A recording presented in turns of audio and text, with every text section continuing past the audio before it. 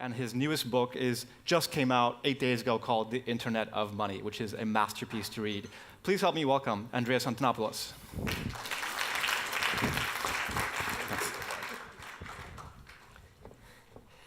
Good morning, everyone.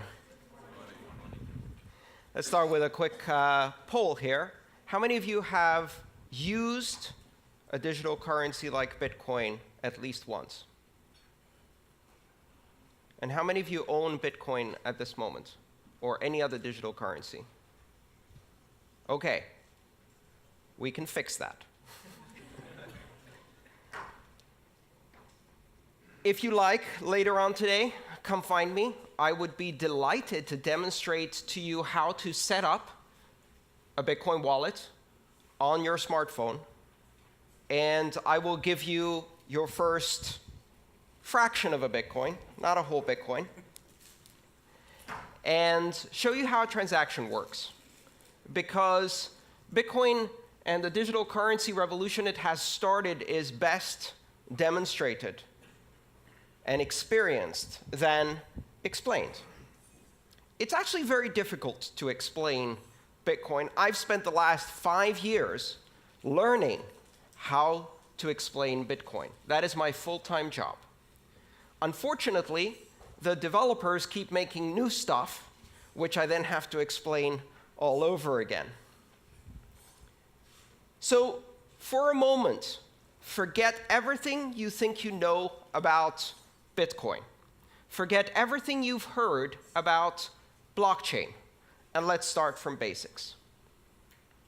In 2011, I heard about Bitcoin for the first time, and my reaction was exactly the same as the reaction of everybody else who heard about Bitcoin the first time, including its founder, and that reaction was, ha, nerd money. That's probably just for gambling. 6 months later, I heard about Bitcoin again. And this time, I read the white paper that launched this system. And my background in computer science and distributed systems allowed me to see behind the illusion of what I thought Bitcoin was, and it blew my mind. In my life, I have now had 6 occasions in which I have become absolutely obsessed with a system of technology to the point of forgetting to eat, forgetting to sleep, and consuming as much knowledge as I possibly can. My first computer, when I was 10 years old,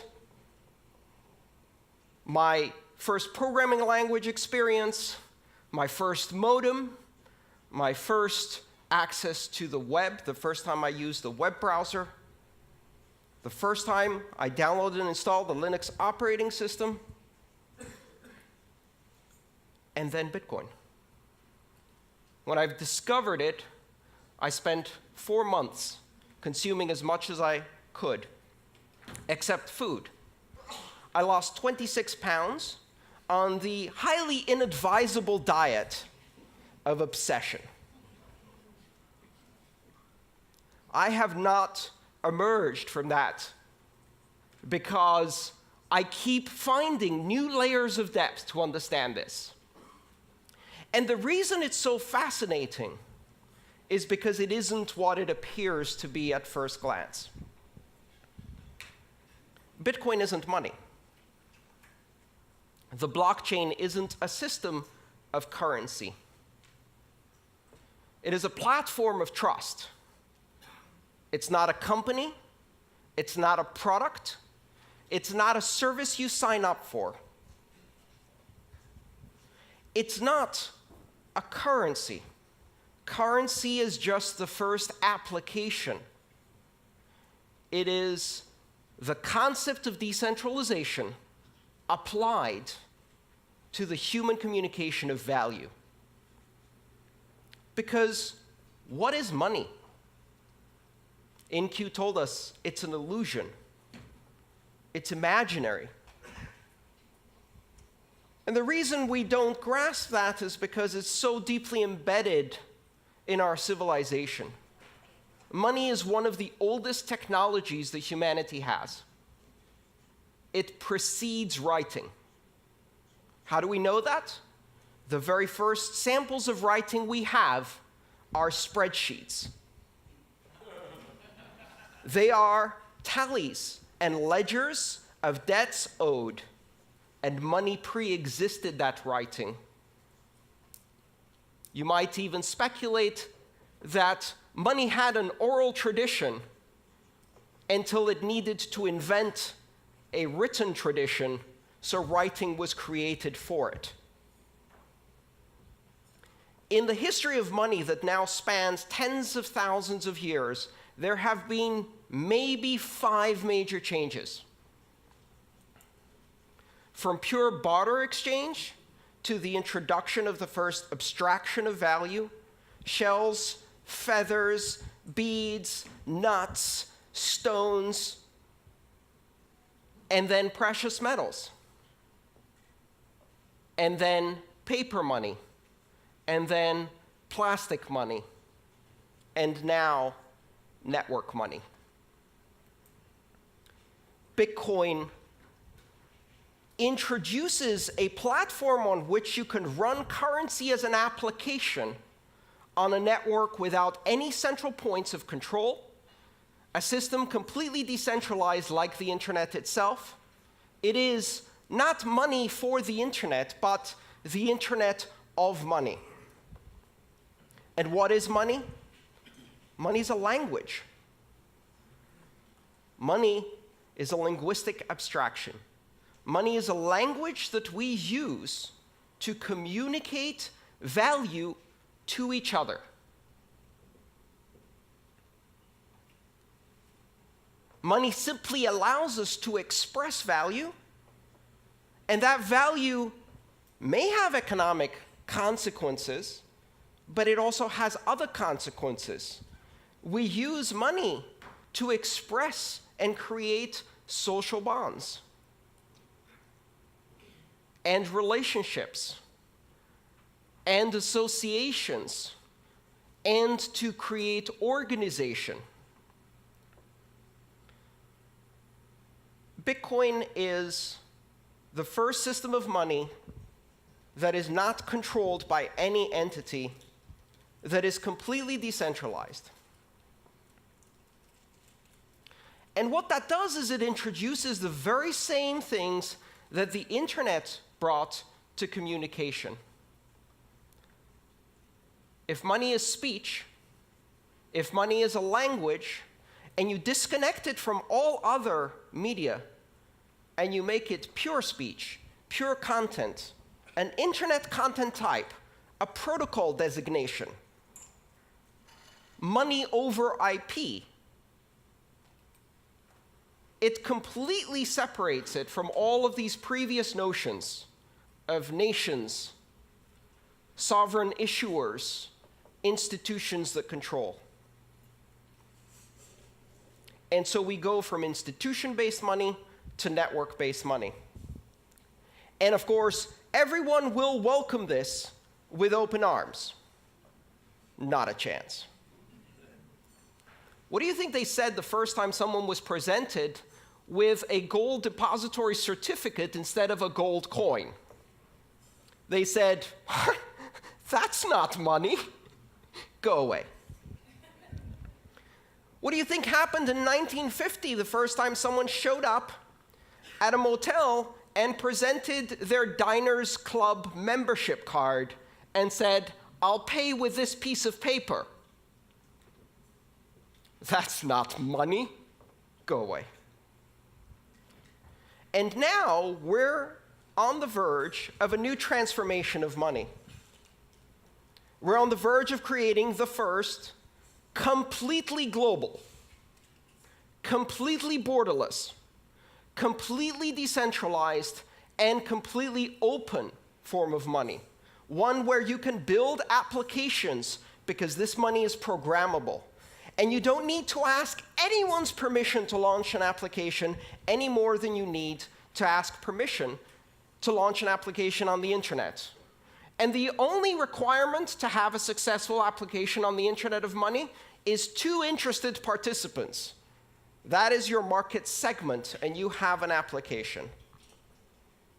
and 1 million applications will flourish.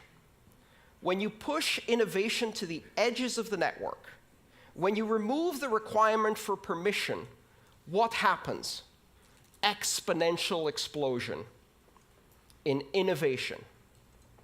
The applications that could not be built on the old systems of money because they required permission, because they required a significantly large market segment, because they required adoption by many in order to be available at all.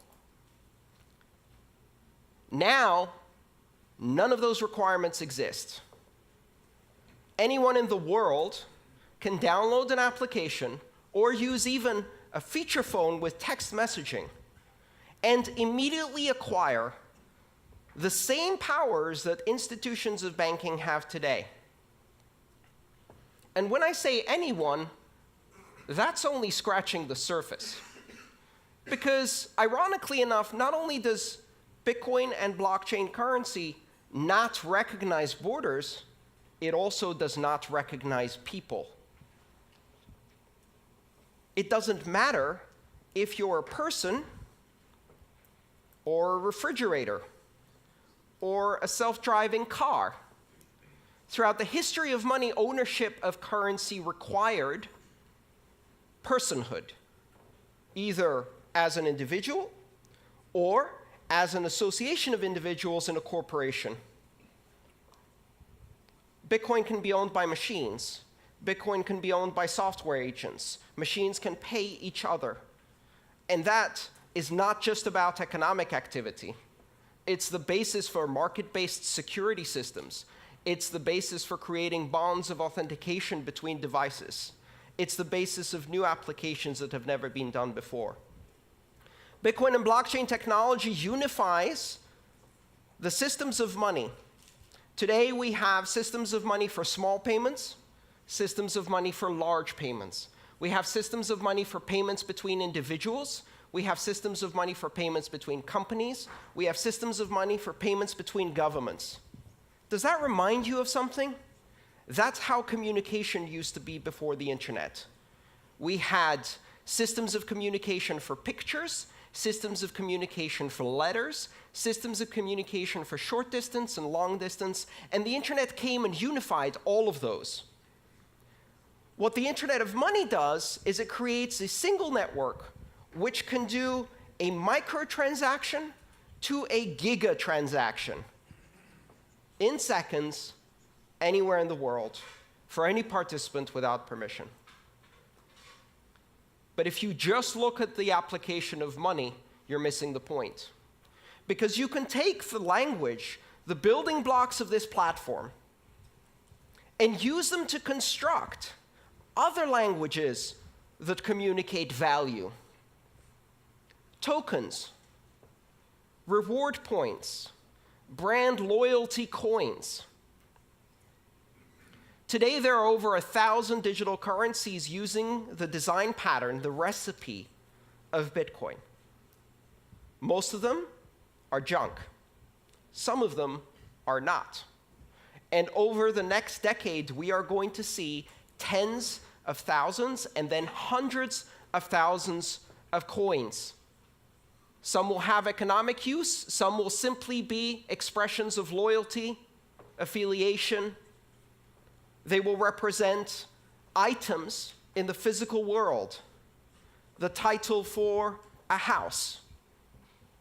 The controlling key for a car that can be transferred from one owner to another, and 5 seconds later, that owner can step into the car and drive away because the car can validate the new standard of ownership. We cannot yet imagine what applications we're going to build around this. But one of the interesting things we're beginning to observe is that money arises out of the social construct of Homo sapiens spontaneously. It even arises in primates. You can teach monkeys money. You can teach dolphins money. You can teach greys, parrots, money. And they will learn how to exchange abstract tokens for food and then use them to build social relationships. They'll also invent strong-arm robbery. Beat up the other monkey, take away its pebbles, eat the bananas. And we see that same thing happen in children. Toddlers invent money in kindergarten. Blocks and rubber bands and Pokemon cards and other little tokens, abstractions of value that they exchange to strengthen social bonds, to express loyalty and friendship, to learn about sharing. Children will be building currencies. Only this time, these currencies will be global, unforgeable, and scalable on day one. A few years from now, Maria will be launching Maria Coin in her kindergarten to compete against Joey Coin. And it won't really matter to anyone. Until, of course, Justin Bieber launches Justin Bieber Coin, and it happens to surpass the market capitalization of 30 nations on this planet. And we are all writing horrified opinion editorials about how the world is going to hell.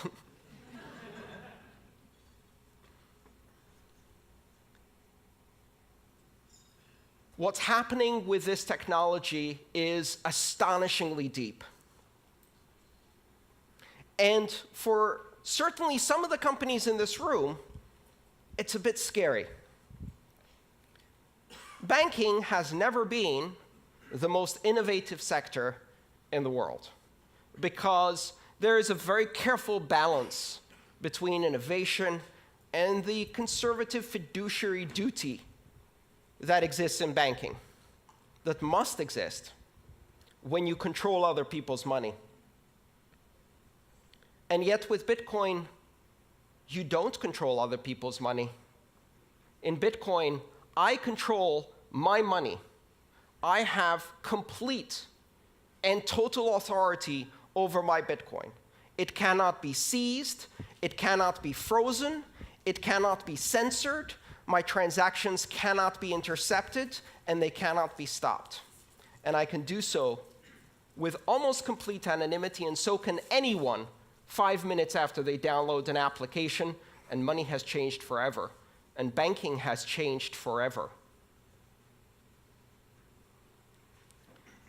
The idea that you can proceed in the industry of money, in the industries of commerce, and maintain the same conservative attitude that has existed now for centuries, ever since merchants in Venice and Amsterdam started issuing depository certificates and providing banking services. That is gone. That is gone.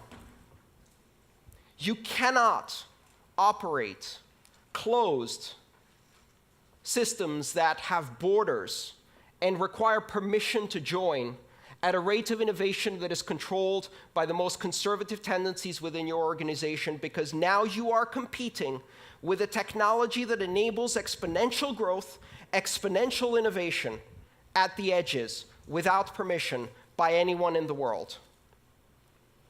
And it's not about anyone in this room. Why? We represent the privileged elite.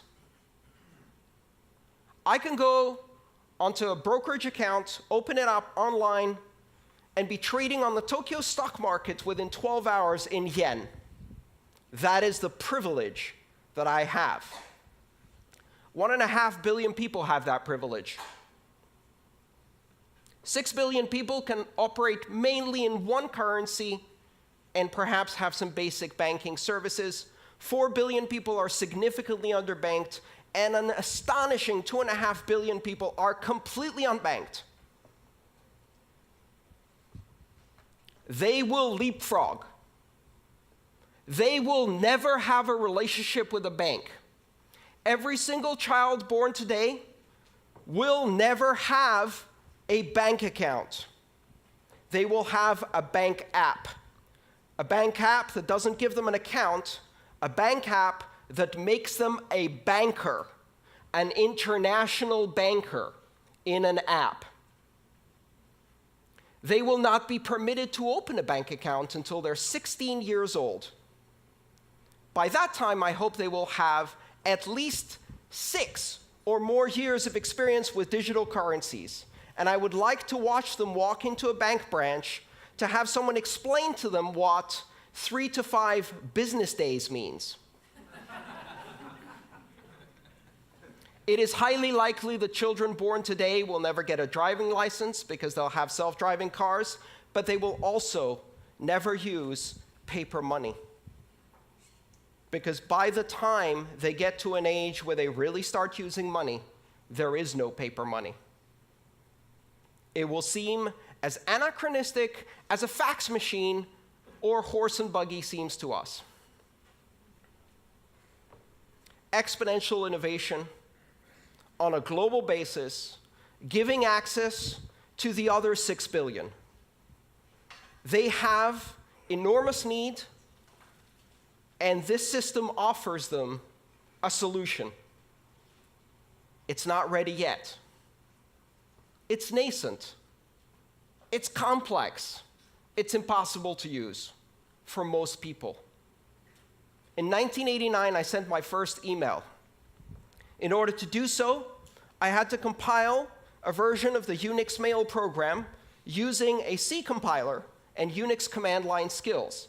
I had to set it up on the command line, type out my email, and that email was transmitted across the great internet in an astonishing 3 days. Exactly 20 years later, my mother replicated that experience with a swipe. Bitcoin today and all of the currencies that are built on that recipe are just at the same level that the internet was in 1991. Only now we have the internet. And so the rate of exponential growth has already started. The innovation is growing at an astonishing rate. I spend every single day full-time trying to keep up with Bitcoin. Just one currency, and it's almost impossible. Do not underestimate this. Do not listen to the people who tell you that Bitcoin is just for pornographers, terrorists, drug dealers, and gamblers. Remember that they said the exact same thing about the internet. And when you give it to 2 or 3 billion people, they're not interested in those things. They're interested in sharing cat videos. And now we have an internet of 1 billion cat videos. When you take digital currency mainstream and give it to the 4 billion people who have been isolated from international finance and commerce, and you give them the opportunity to control their money against despotic governments and corrupt banks that are stealing from them, you give them the opportunity to control their future. You give them the opportunity to transact with everyone in the world, to own title on their own property in a fully transferable digital token that is recognized everywhere. Control over finance that cannot be seized, frozen, or censored. They will buy food, healthcare, sanitation, education, shelter, because that's what we do. And they will not be denied this technology. Do not underestimate where this is going. The Internet of Money was launched on January 3rd, 2009. It's coming. It's coming faster than you can imagine. It's deeper than you can fathom. It's more sophisticated than you can immediately understand. It takes years of study just to see all of the implications. And it is a gift to the entire world, a technology that represents the 6th greatest innovation in the technology of money, the most ancient technology of our civilization. Thank you.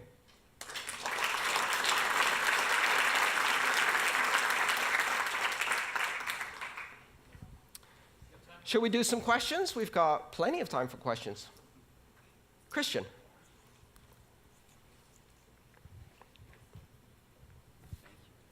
What determines the buying power of the currency? How does it stabilize and what's required to stabilize it? So if I would buy some bitcoins, who can manipulate the value of that? Everyone. The buying power of Bitcoin is determined in exactly the same way that the buying power of the euro, the British sterling, the Japanese yen, or the US dollar is determined through market forces of supply and demand in international liquid markets that operate around the clock. One of the fundamental differences is that Bitcoin trading never ceases. Has been going continuously for 7 years. The network never stops. Every 10 minutes, Bitcoin's heart beats, and transactions are processed. The exchanges never close. There is no closing price for Bitcoin. It is a rolling average. And in that trading, a market capitalization of approximately $12 billion is now traded internationally. What is $12 billion for a global currency? It's a guppy swimming in shark-infested waters. And every trader, every whale goes in there and just kicks that price around. So right now, the experience of living on Bitcoin, which I have been doing full-time for more than 3 years, is a roller coaster. It's an absolute roller coaster. I've seen shifts of 20 or 30% in a day. And yet, if you look at the long-term trend, volume goes up, transactions go up, and volatility keeps dropping. And the beauty of it is, I can't sell that to an American. I can't sell that to a Brit. I don't need to sell it to an Argentinian. I don't need to sell it to a Brazilian. I don't need to sell it to a Venezuelan. I went to a conference and an Argentinian told me, I'm not worried about volatility. Our currency has volatility like this. Bitcoin has volatility like this.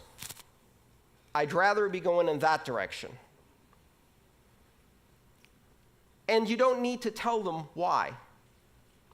Their government threw people out of airplanes not more than 35 years ago for disagreeing. They already know why the separation of state and money is a good idea. And so volatility is relative.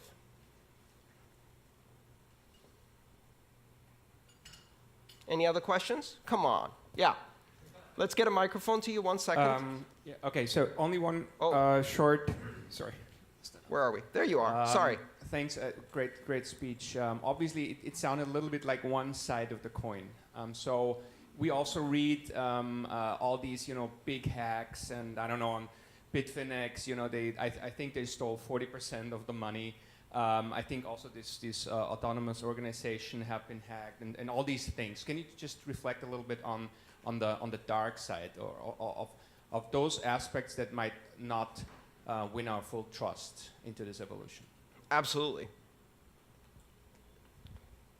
The steering wheel was not invented until 30 years after the automobile was introduced. Why? Because the first automobiles had 2 leather straps that you pulled left or right to move the car, to steer the car. They used horse reins to steer cars. That's called skeuomorphic design. It means keeping a shadow of the former past in your new system, failing to see the new dimension, and replicating the past. Here's a currency that is not centralized, where your money is your money. Your keys, your money. Not your keys, not your money. So what is the first thing we do with this new system? We build centralized institutions of custodial control that take other people's money and hold it for them. Well, guess what? The entire history of banking, the entire system of regulation and oversight is based on the simple, centuries-old understanding that when somebody else holds your money, chances are they're going to run away with it. And the entire system of regulation is designed to prevent that, and yet it still happens all the time. in hedge funds, in banks, in national currencies all the time.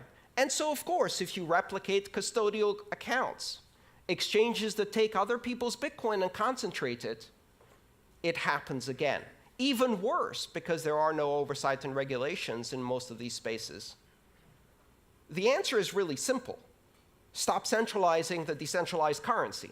Stop trying to replicate the banking past in the future of money. And the important thing to realize is that security in Bitcoin is an emergent property that exists because of the decentralization of control and power. If I want to hack 1 million customers' Bitcoin and they're holding their keys, I have to hack 1 million customers. If they all give their keys to one person or one organization, then we've got a honeypot. A honeypot that attracts the attention of every hacker on the planet. And notice what's happened.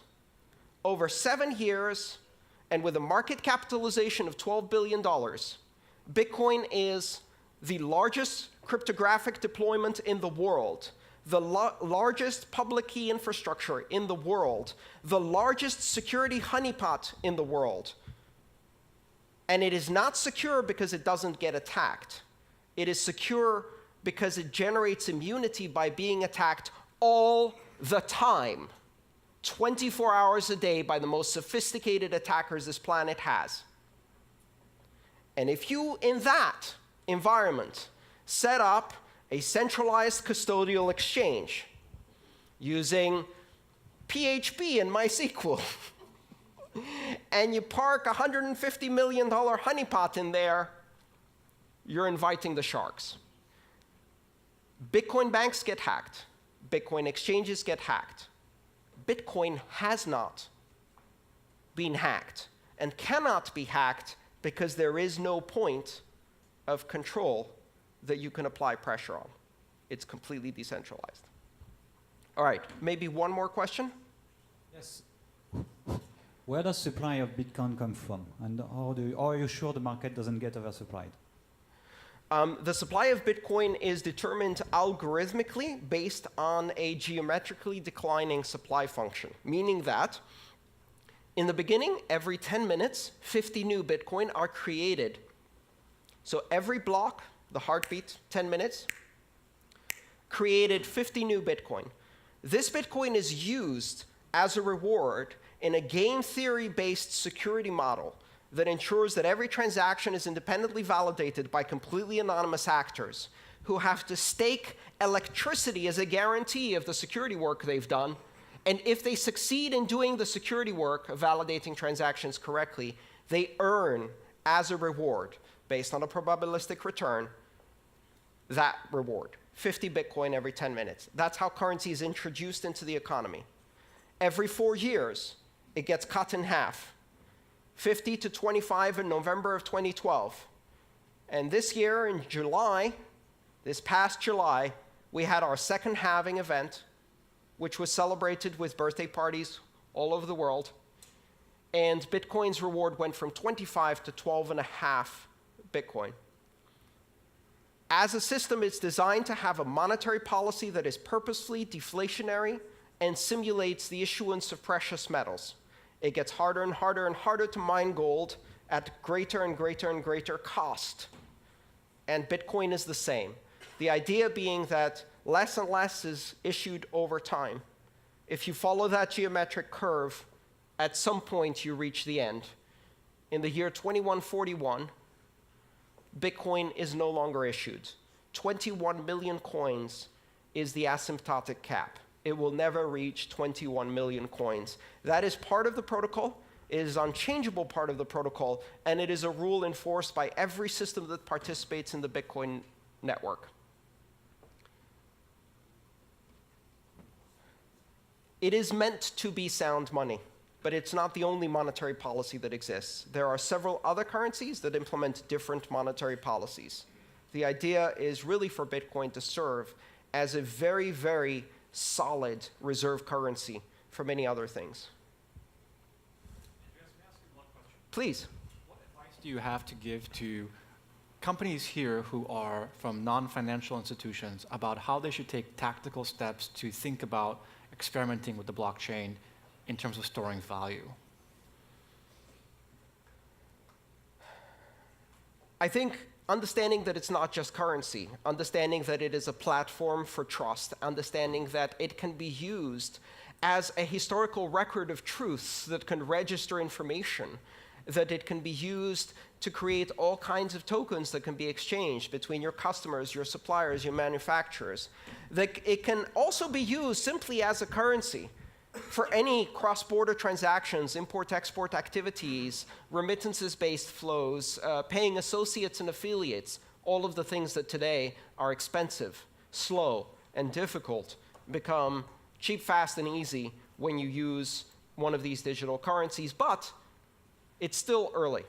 For now, learning about it. Here's the one important thing you must understand. You will hear a lot about blockchain. And most of what you hear about blockchain is not the internet of money. It is the intranet of money. The intranet is where you run front page and Outlook and antiquated software in a closed little enclave of your corporate backwaters with stale content and boring apps. And in the end, it's full of viruses anyway because you can't keep it secure. Blockchain that is not open, that is not public, that is not borderless, that is not open for innovation is not what we're talking about here. And that's a really important distinction. It may be useful if you want to run a clearinghouse between 3 banks, maybe. But it's not the internet of money. Thank you so much, Andreas. Thank you. By the way,